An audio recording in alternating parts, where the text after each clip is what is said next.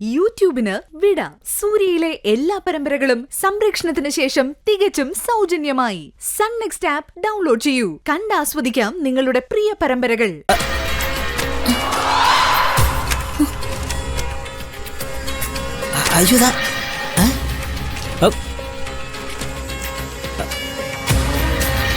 അച്ചടിച്ചു കൊണ്ടുവന്നതേ ഉള്ളൂന്നല്ലേ പറഞ്ഞത്? ഇത് കിട്ടേണ്ടവർക്ക് തന്നെ ആദ്യം കിട്ടി. അവര് കേറിക്കളഞ്ഞത് കണ്ടില്ലേ? ഞങ്ങള് കാർഡും കൊണ്ട് വരുമ്പോഴേ ആ വീണേശ്വരായി ഇത് പിടിച്ചു വാങ്ങാൻ നോക്കി, പക്ഷെ ഞാൻ കൊടുത്തില്ല. പിന്നെ ഇതങ്ങനെ കീറിക്കളയാൻ പറ്റി? ഇത് അവളുമാര് തന്നെ കീറിയതായിരിക്കും.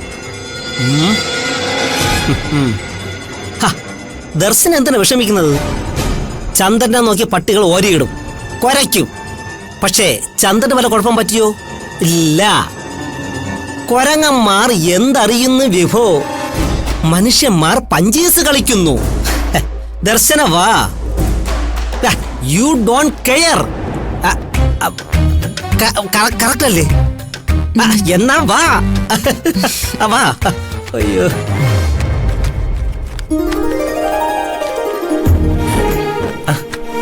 ദർശന വാ. നോക്ക്, നമ്മുടെ കല്യാണക്കുറി. ഞാൻ കണ്ടു. മുഴുവനുമല്ല, കല്യാണക്കുറി കേറിയിട്ട് 2 തുണ്ടുകൾ. കണ്ടില്ലേ? വരന്റെയും വധുവിന്റെയും പേരെഴുതിയ ഭാഗം തന്നെ എനിക്ക് കിട്ടിയത്. അതെ, ഇത് ചെയ്തത് ശ്രേയയും വീണയും തന്നെയാ, മനഃപൂർവ്വം തന്നെ. അതെ, രണ്ടിനും കണ്ണാടിയാ. അതെ, ഈ കല്യാണക്കുറി കണ്ണേന്റെ സൂക്കേടാ. അതൊക്കെ വിട്ടേക്ക് താക്കോലെ. പെൺകുട്ടികളല്ലേ, അവരാഗ്രഹിച്ചതല്ലേ കൊച്ചുമുതലാളിയെ സ്വന്തമാക്കാൻ. 2 മുറപ്പെണ്ണുങ്ങൾക്കും കിട്ടാതെ 3ാമതൊരാള് ആ സ്ഥാനത്ത് വരുമ്പോ സ്വാഭാവികമായും അവരുടെ മനസ്സിൽ പ്രയാസം ഉണ്ടാവും. മാഡം, ഇനി തന്നോളൂ, ഐശ്വര്യമായിട്ട് തന്നെ.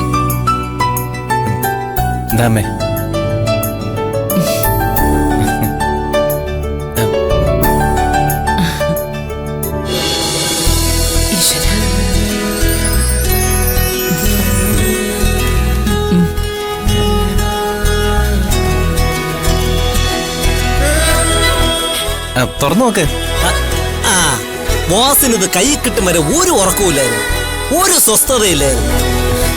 ബോസിന്റെ വെപ്രാളം ദർശനിക്കില്ലെന്നാ ബോസിന്റെ ചോദ്യം. എനിക്കിപ്പോ പേരൊക്കെ വായിക്കാൻ അറിയാം. നോക്കിക്കേ, രൂപേഷ് സുന്ദർ VS, ദർശന N. ഇതിന്റെ മോളിൽ കണ്ടോ അച്ഛന്റെ പേര് വിശ്വനാഥൻ. അത് കഴിഞ്ഞ് അമ്മയുടെ പേര് സുമംഗല തങ്കച്ചി. എന്താ, ശരിയല്ലേ?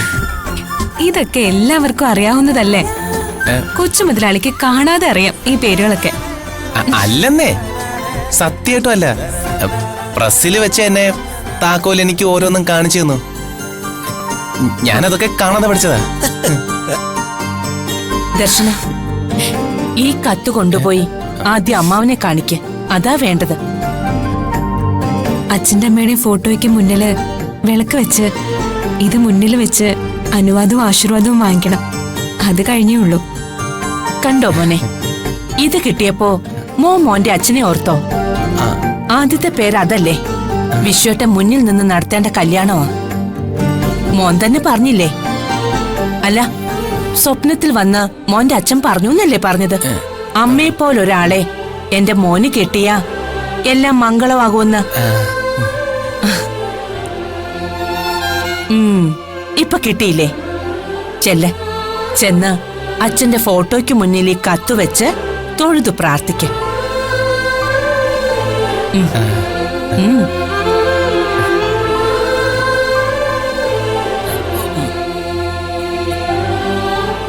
മാഡം, എന്നാ പിന്നെ ഞാൻ പോയിക്കോട്ടെ.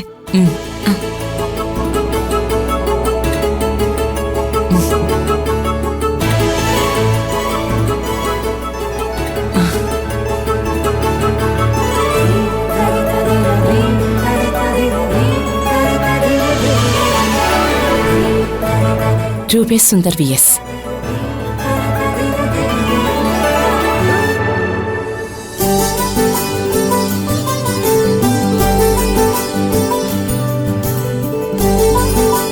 എന്താണ് മിസ്റ്റർ നകുലൻ ഒരു സീരിയസ് ഭാവം? നകുലൻ പറഞ്ഞിട്ടല്ലേ ഞാൻ കല്യാണത്തിന് യെസ് പറഞ്ഞത്. എന്നിട്ടും കല്യാണക്കുറി കൊണ്ടുവച്ചപ്പോ വലിയ ഗൗരവത്തില്. എന്തു പറ്റി നിമ്മി? സബ് ഇൻസ്പെക്ടർ നകുലന് പതിവില്ലാത്തൊരു ഗൗരവം. ദേ, എന്റെ കല്യാണക്കത്ത് ഞാൻ ആദ്യമായി കൊണ്ടുവന്നത് നിങ്ങളുടെ മുന്നിലാ. എന്നെ കൈപിടിച്ചു കൊടുക്കേണ്ട ആളാ നേരത്തെ ഒരു യാത്ര പോലും പറയാതെ മുങ്ങിക്കളഞ്ഞത്. നിമ്മിയെ പോലും ഞങ്ങളുടെ ഒപ്പം നിർത്താതെ കൂടെ കൊണ്ടുപോയി. ആ, അല്ലെങ്കിലും പണ്ടേ നിങ്ങളങ്ങനെ ആയിരുന്നല്ലോ. എന്ത് വഴക്കുണ്ടായാലും നിങ്ങൾ തമ്മില് അവസാനം ഒന്നാവും. ഞങ്ങൾ രണ്ടും പുറത്ത്.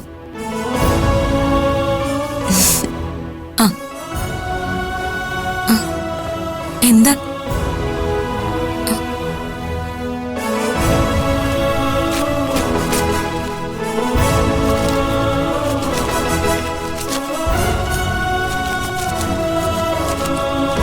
കണ്ണിൽ നിന്ന് മൂക്കിലേക്ക്. പിന്നെന്താ? എന്റെ ചുണ്ടിനെ പറ്റി പറഞ്ഞല്ലോ. എന്താ പറഞ്ഞത്? ചാമ്പയ്ക്ക ചുണ്ടെന്നോ? ഇങ്ങനെയൊക്കെ പെണ്ണുങ്ങളെ വർണ്ണിക്കാൻ മോനെ ആരാ പഠിപ്പിച്ചേ? ആ താക്കോലാണോ? അല്ലല്ലോ, ഞാനാ നിന്റെ മയിൽപീലി കണ്ണന്റെ സ്വന്തം അമ്മ. അയ്യോ, മാഡം മാഡം ഞാനത് ഒന്നും പറയണ്ട. ഞാനേ എന്റെ മോന്റെ സേഫ്റ്റി നോക്കാൻ വന്നതാ. നിന്റെ പ്രിയ മാഡം അല്ലേ പറഞ്ഞത് എല്ലാവരെയും ഒന്ന് സൂക്ഷിക്കണമെന്ന്? അതുകൊണ്ട് ഒരു കള്ളിയെ കയ്യോടെ പിടിക്കാൻ പറ്റി. ഏതായാലും എന്റെ മോൻ സുരക്ഷിതനായി സുഖമായി കള്ള ഉറക്കം നടിച്ചിവിടെ കിടപ്പുണ്ട്. എന്നാ ഞാൻ ഫോൺ കൊടുക്കാം. അയ്യോ മാഡം വേണ്ട. പിന്നെ രാത്രി ഇനി ഫോൺ വിളിച്ചേ സൊള്ളണ്ട. ഞാൻ എന്റെ മോന്റെ കൂടെ ഈ മുറിയിലാ കിടക്കുന്നത്. നീ സംസാരിക്കുന്നത് വീടിന് പുറത്തു നിന്നാണോ? എങ്കിൽ മര്യാദയ്ക്ക് അകത്ത് കയറി കതക് ലോക്ക് ചെയ്യേ. ഇല്ല മാഡം, ഞാൻ മുറിക്കകത്ത് തന്നെ ഉണ്ട്. അഞ്ചുമോള് എന്റെ അടുത്ത് കിടപ്പുണ്ട്. അവള് നല്ല ഉറക്കത്തിലാ. ശരി ശരി, എന്നാ ഫോൺ വെച്ചോ. ശരി മാഡം.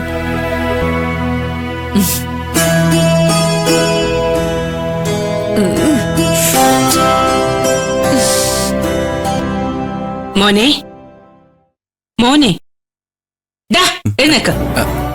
എന്താ അമ്മേ? അങ്ങോട്ട് നീ കിടക്ക്. എന്തിനാ? നീങ്ങി കിടക്ക്.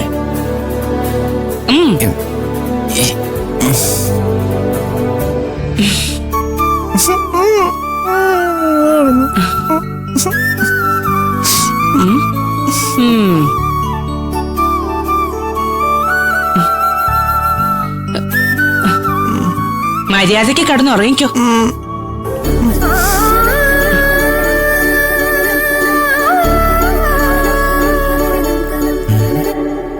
എന്താ മോനെ? ഒന്നുമില്ലമ്മേ.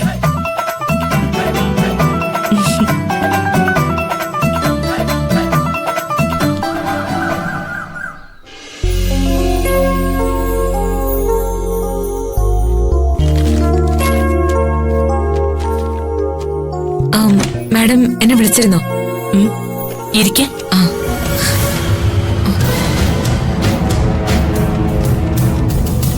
ചേച്ചി, ഞാൻ എന്റെ വീട്ടിലേക്ക് പോവാം. ചേച്ചി, ഞാൻ എന്റെ വീട്ടിലേക്ക് പോവാന്ന് പറഞ്ഞിട്ട് ഒന്നും നോക്കുന്ന പോലും ഇല്ലല്ലോ. എനിക്കിവിടെ ആരുടെ അടിമയായിട്ട് നിൽക്കേണ്ട ആവശ്യമൊന്നുമില്ല. നിങ്ങളുടെ പുന്നാര ആങ്ങളയ്ക്ക് എന്നെ വേണ്ടാന്ന്. അയാൾ എന്നെ ധിക്കരിച്ച് ഈ കല്യാണവുമായി സഹകരിക്കുകയാണ് പോലും. സഹകരിക്കട്ടെ, ഞാൻ ഏതായാലും ഇതിന് തയ്യാറല്ല.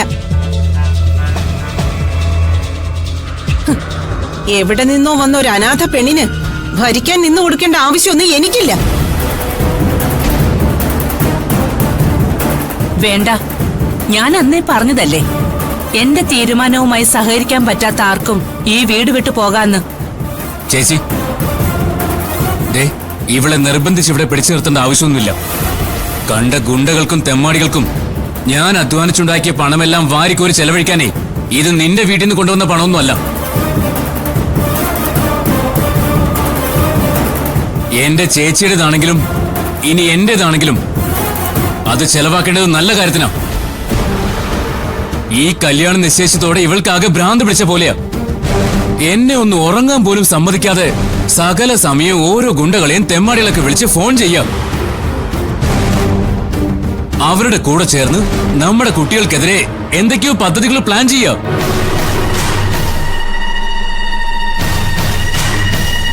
ചേച്ചി, പറയാവുന്നിടത്തോളം ഞാൻ പറഞ്ഞു നോക്കി. ഇവൾ അനുസരിക്കാനുള്ള ഭാവമില്ല. നിവർത്തിക്കെട്ട് ഞാൻ ഇവൾക്ക് 4-5 അടി കൊടുത്തു.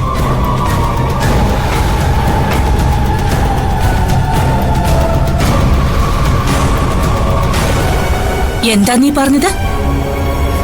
നീ അടി കൊടുത്തെന്നോ?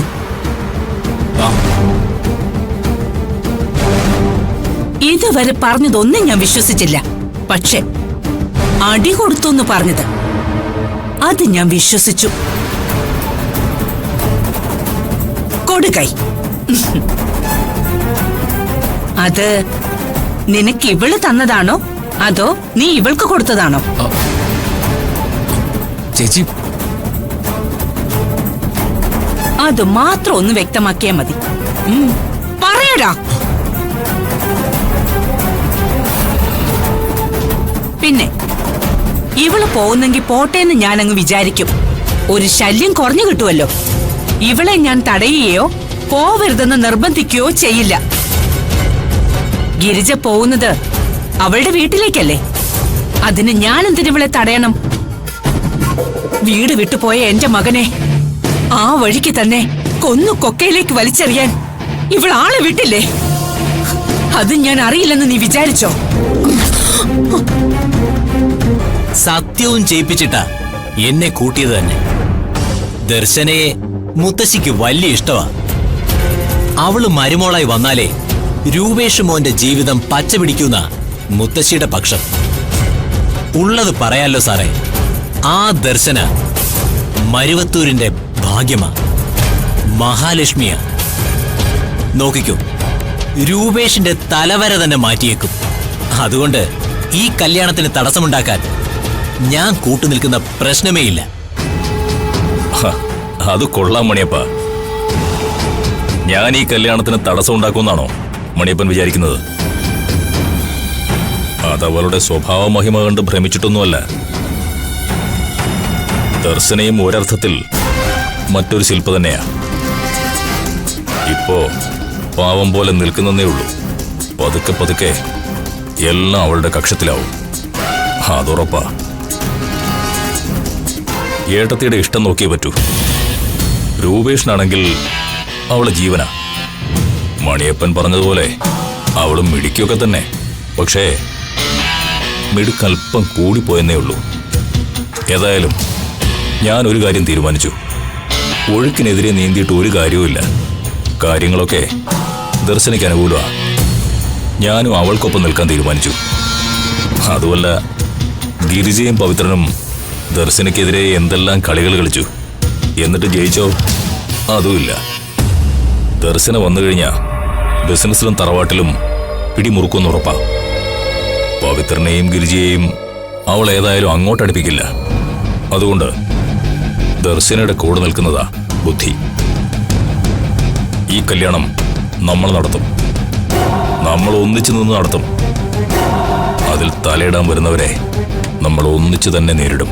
അതെ, ഇക്കാര്യത്തിൽ നമ്മൾ ഒറ്റക്കെട്ട. പക്ഷേ അവിടെ ഉണ്ടൊരു കുഴപ്പക്കാരൻ. അവളുടെ ഒരു അമ്മാവനുണ്ട്, ഒരു ഉണ്ണിക്കിണ്ണൻ. അവൾക്ക് വേണ്ടി സ്ട്രോങ് ആയി നിൽക്കുന്നത് അയാളാ. ആളൊരു വെടലയാണെങ്കിലും കാര്യങ്ങൾ അയാൾ നേരിട്ടിടപെട്ടാൽ സംഗതി പാടും. ദർശനയുടെ കൂടെ നിൽക്കാമെന്ന് പറഞ്ഞത് മോക്ഷത്തിനൊന്നുമല്ല. ദീപസ്തംഭം മഹാശ്ചര്യം. എനിക്കും കിട്ടണം പണം. രാഷ്ട്രീയക്കാരെ കണ്ടു പഠിക്കണം. കാലാകാലങ്ങളിൽ അവര് കാലുമാറുന്നത് എന്തിനാ? അധികാരം കിട്ടാൻ. അധികാരം മാത്രമല്ല, കിട്ടാനുള്ളത് കിട്ടിയാലേ കിട്ടൻ ഉറക്കം വരുന്നൊരു ചൊല്ലുണ്ട്. അതിനിടയില് ആ ഉണ്ണിക്കിണ്ണൻ ഇടങ്ങേറുമായി വന്നാൽ അമ്മച്ചിയാണ്. അയാളെ ഞാൻ മണിച്ചിത്ര താഴിട്ട് പൂട്ടും. അതിന് നീ എന്റെ കൂടെ നിൽക്കണം. നിൽക്കില്ലേ?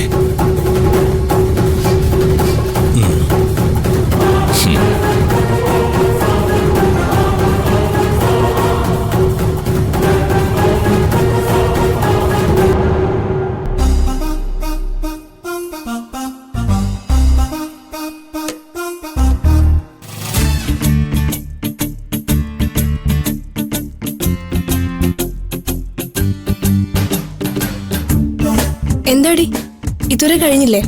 ഇല്ലടി, ശരിയാവുന്നില്ല. ആ കുഴപ്പമില്ല, ഇങ്ങത്താ.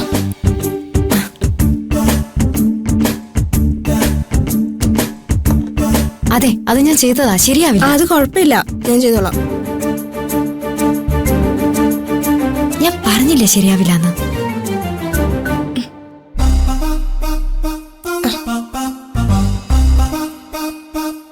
അയ്യേ, ഞാൻ പറഞ്ഞില്ലേ ഞാനത് നോക്കിയതാന്ന്. ഓ, അതെടുത്തേ. നിങ്ങൾ രണ്ടുപേരും കടന്ന് ഇങ്ങനെ തർക്കിക്കണ്ട. മതി, എനിക്ക് മേക്കപ്പ് ചെയ്തത് മതി. നിങ്ങളൊന്ന് ഇറങ്ങിക്കേ. സർ, ഞാനതിപ്പോ ശരിയാക്കി തരാം സർ. വേണ്ട, വേണ്ടെന്ന് പറഞ്ഞില്ലേ? നിങ്ങളൊന്ന് ഇറങ്ങിക്കേ.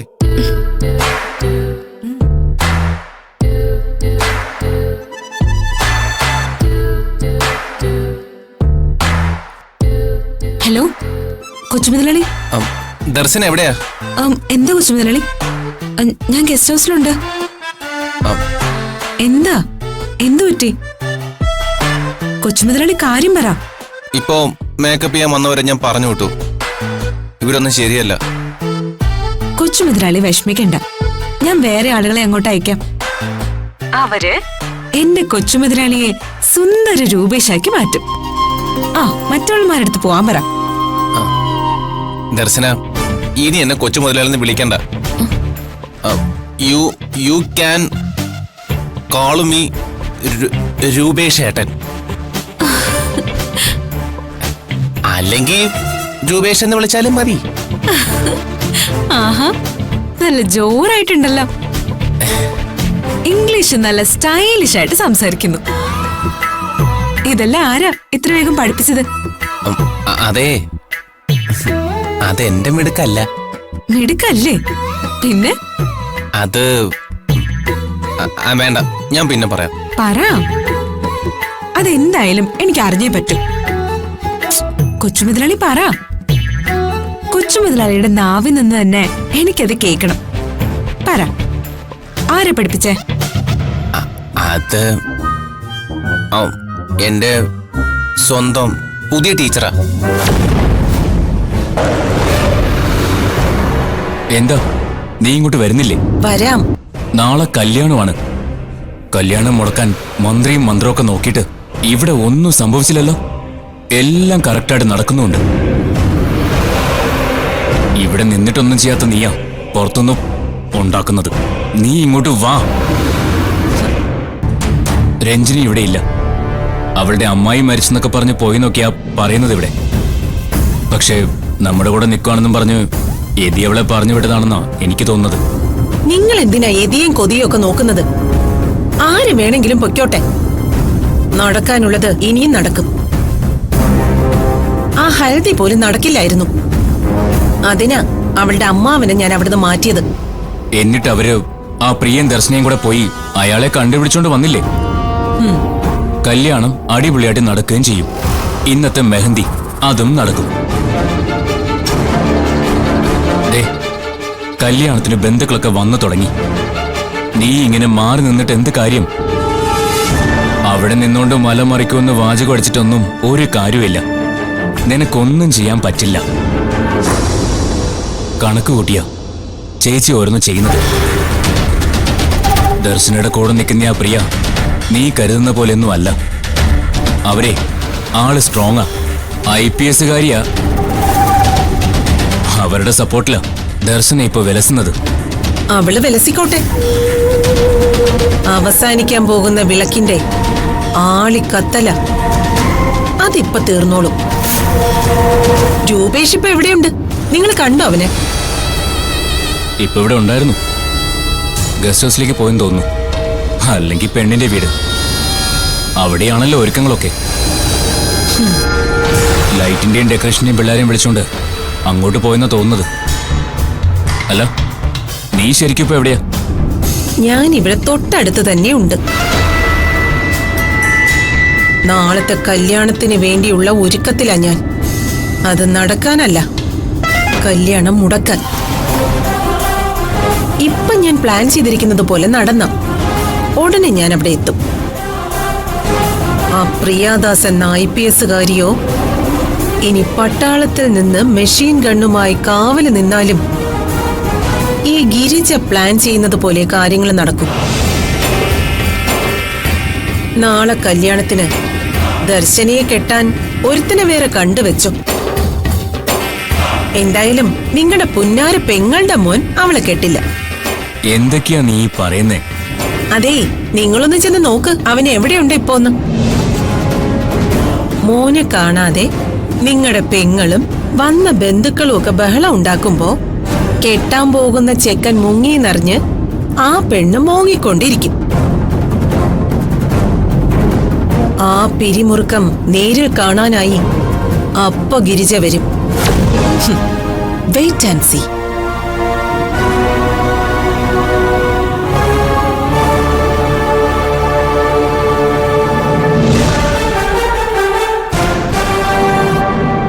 ഹലോ, വടക്കേ വീട്ടിൽ നിന്ന് ചന്ദ്രികമായി വന്നില്ലല്ലോ. കൽപ്പനയും മോളെയും കൂട്ടി തലേന്ന് തന്നെ എത്തുന്ന പറഞ്ഞത്. നാളെ പെണ്ണിനെ ഇറക്കാൻ അമ്മായി വേണ്ടേ? ഞാനതാ ചന്ദ്രികാമ്മയോട് പ്രത്യേകം പറഞ്ഞതാ. മോൻ ബാങ്കിലെ വലിയ ഉദ്യോഗസ്ഥനല്ലേ, സോണൽ മാനേജറോ മറ്റോ ആണ്. ചിലപ്പോ നാളെ വരുമായിരിക്കും. മുംബൈയിൽ നിന്ന് മോള് കൽപ്പന നേരിട്ട് ഫ്ലൈറ്റിൽ തിരുവനന്തപുരത്ത് വരുന്ന പറഞ്ഞത്. ശരി. എന്താ? അല്ല, ബോസിനെ കണ്ട? അവരിവിടെ ഇവിടെ നിൽപ്പുണ്ടായിരുന്നല്ലോ. ചിലപ്പോ അകത്ത് കാണും. പിന്നെ പെണ്ണിനെ കാണാതെ ഇരിപ്പുറയ്ക്കാതെ വന്നു കാണും. നീ പോയി നോക്ക്. വാ. അല്ല, ഇങ്ങോട്ട് വരുമെന്നാണ് പറഞ്ഞത്. നീ ചെല്ല.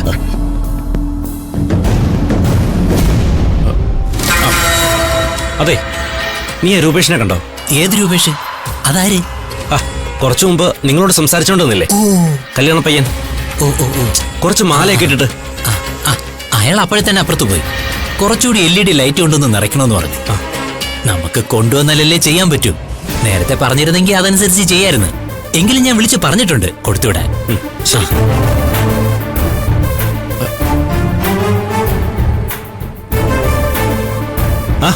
എന്തായി? വരുന്നില്ലേ? കണ്ടില്ല? പെട്ടെന്നാവട്ടെ. എല്ലാം ഓക്കെയാണ്, എല്ലാം സെറ്റാണ്. പെട്ടെന്ന് വാ. ശരി. സാറേ, ബോസിന് എവിടെയും കാണാനില്ല. ഇങ്ങോട്ടൊന്നും വന്നില്ലെന്നാ ചോട്ട് പറഞ്ഞ. അല്ല, ബോസ് ഇതെവിടെ പോയായിരിക്കും? അല്ല, ഉണ്ണി സാറ് ഞാൻ സംസാരിച്ചോണ്ടിരുന്നപ്പോഴല്ലേ കല്യാണ പെണ്ണിന്റെ വീട്ടിൽ ലേറ്റ് ഇടുന്ന പറഞ്ഞ പിള്ളേരെ വിളിച്ചോണ്ട് ഇങ്ങോട്ട് വന്നത്. ഞാനിവിടെ വന്നപ്പോ ഇവിടെ നിൽപ്പുണ്ടായിരുന്നു. തിരിച്ച് വീട്ടിലേക്ക് പോയി കാണും. നീ എവിടെ നോക്കിയോ? സാറേ, ഞാൻ എവിടെയൊക്കെ നോക്കി. അവിടെ കാണാത്തോണ്ടാണ് ഞാൻ ഇങ്ങോട്ട് വന്നത്. എന്നാൽ ബോസ് അവിടെ പോയിരിക്കും. ശരി. തരണേ, ഇങ്ങോന്നേ. നീ രൂപേഷിനെ കണ്ടോ? ഇല്ല. സത്യം പറടാ. ഇത് വലിയ ശല്യമായല്ലോ. ഞാനത് രൂപേഷിനെ പോക്കലിട്ടുകൊണ്ട് നടക്കണം. ഇപ്പോഴത്തെ വന്ന് ചോദിച്ചേ ഉള്ളൂ. തരണേ, നിന്റെ കള്ളത്തരങ്ങളൊക്കെ എനിക്ക് അറിയാവുന്നതുകൊണ്ടാ ഞാൻ ചോദിക്കുന്നത്.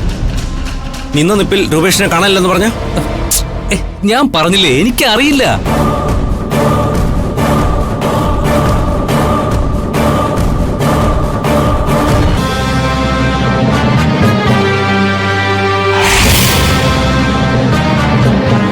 Plan A. ചേച്ചി, ഞങ്ങൾക്കൊരു സ്പെഷ്യൽ ബൊക്കെ വേണം. സ്പെഷ്യൽ ബൊക്കെയോ? Special bouquet. അത് ഈ ബൊക്കകത്തെ ഒരു സ്പ്രേ വെക്കും. കുറച്ച് വെള്ളം നിറച്ചൊരു സ്പ്രേ. അത് വെച്ച് വേണം ബൊക്കെ റെഡിയാക്കാൻ. ഇതൊന്നും ഇവിടെ നടക്കുന്ന കാര്യമല്ല കൊച്ചനെ. എനിക്ക് സമയമില്ല. കോവിലേക്കുള്ള മാല കൊടുക്കാനുള്ള സമയമായി. ചേച്ചി ഇത് ഇന്നത്തേക്കല്ല, നാളെ രാവിലെ കിട്ടിയാ മതി. ദേ പിള്ളേരെ, ഇതൊന്നും ഇവിടെ നടക്കില്ലെന്ന് പറഞ്ഞില്ലേ? നിങ്ങൾ വേറെ ഏതെങ്കിലും കടയിൽ കൊണ്ടുപോയി കൊടുക്ക്.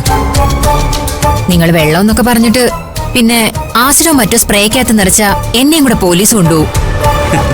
എന്റെ പൊന്നു ചേച്ചി, നാളെ ഞങ്ങളുടെ ഒരു ഫ്രണ്ടിന്റെ കല്യാണം. ആ സ്പ്രേക്കകത്ത് വെറും പച്ചവെള്ളം മാത്രമേ ഉണ്ടാവൂ. മരുന്ന് സ്വീകരിക്കാൻ ചെല്ലുമ്പോ കുറച്ച് വെള്ളം അവന്റെ മുഖത്തേക്ക് സ്പ്രേ ചെയ്യും. ഒരപകടവും പറ്റുന്ന പണിയൊന്നുമല്ല, ഒരു തമാശ. കുറച്ച് വെള്ളം അവന്റെ മുഖത്ത് വീഴുമ്പോ അതൊരു രസമല്ലേ? ഞങ്ങളുടെ ക്ലോസ് ഫ്രണ്ടാ. ഈ ചെറിയൊരു പണിയെങ്കിലും ഒരു സർപ്രൈസ് ആയിട്ട് അവന് കൊടുത്തില്ലെങ്കിൽ പിന്നെ എന്താ ഒരു രസം? ചേച്ചി, ഇതൊക്കെ സർവ്വസാധാരണ. കൂട്ടുകാരിങ്ങനെ ചില്ലറ തമാശകളൊക്കെ കല്യാണത്തിനിടയ്ക്ക് ചെയ്യുന്നത് പതുകൊള്ളതാ. ചേച്ചിക്ക് സാധാരണ ബൊക്കെ ഉണ്ടാക്കി എത്ര കിട്ടും? കൂടിപ്പോയ 500. ഞങ്ങൾ 1000 രൂപ തരും. പിള്ളേരെ, ഞാൻ പറഞ്ഞില്ലേ എനിക്കിന്ന് സമയമില്ല. അയ്യോ ചേച്ചി, അങ്ങനെ പറയരുത്. ഞങ്ങള് ഒരു 2000 തരാം. നീ കാശ് കൊടുത്തേ. ഇതാ ചേച്ചി.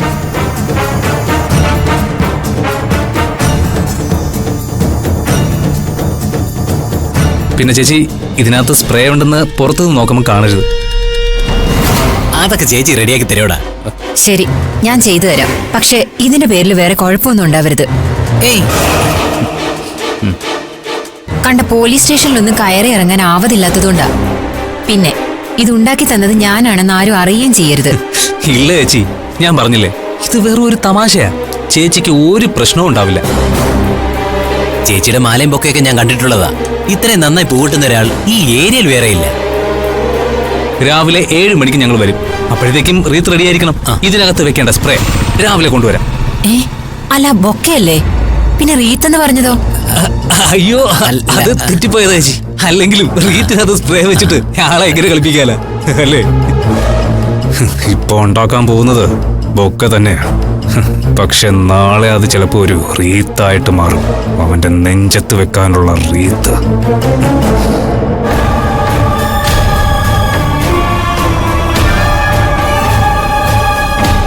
Plan B.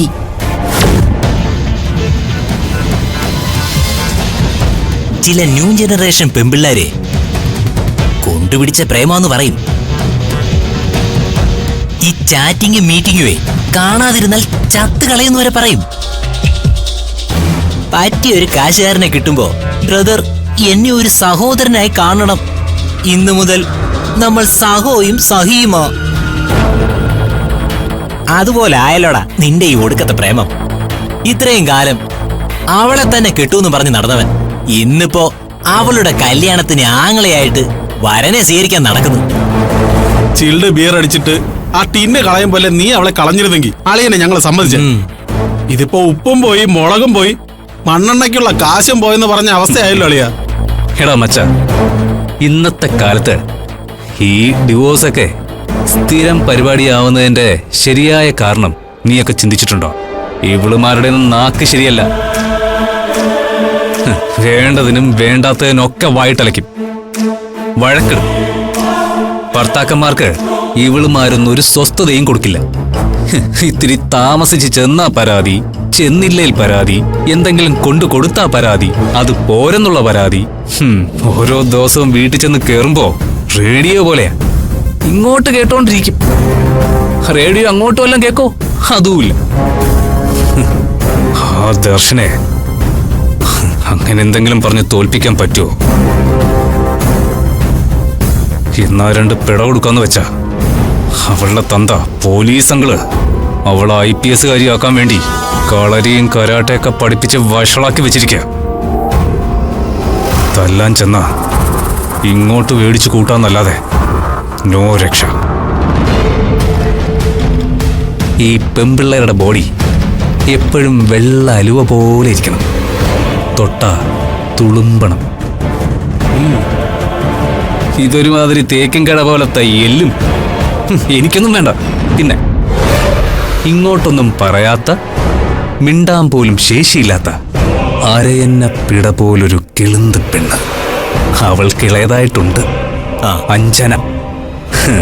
എനിക്കവള മതി. വഴക്കിടില്ല, നല്ല സോഫ്റ്റ് ക്യാരക്ടർ. എന്റെ ലക്ഷ്യം ഇനി അതാണ് മച്ച. പിന്നെ ദർശനയ്ക്ക് അനിയത്തിന്ന് വെച്ച ജീവന. അവള് കോടീശ്വരി ആവുമ്പോ അനിയത്തി ലക്ഷപ്രഭുവെങ്കിലും ആവും. എനിക്കത് മതി. നമുക്കിത്തിരി വെള്ളം വേണം, ഇത്തിരി പുകയും വേണം. അതിനെ എതിർക്കുന്ന പെണ്ണ് നമുക്കൊരു ശല്യം തന്നെയാണ്. ഇതാവുമ്പോ ഞങ്ങളുടെ മാരീഡ് ലൈഫ് സ്മൂത്തായിട്ട് ഇങ്ങനെ ഒഴുകിക്കൊണ്ടേയിരിക്കും.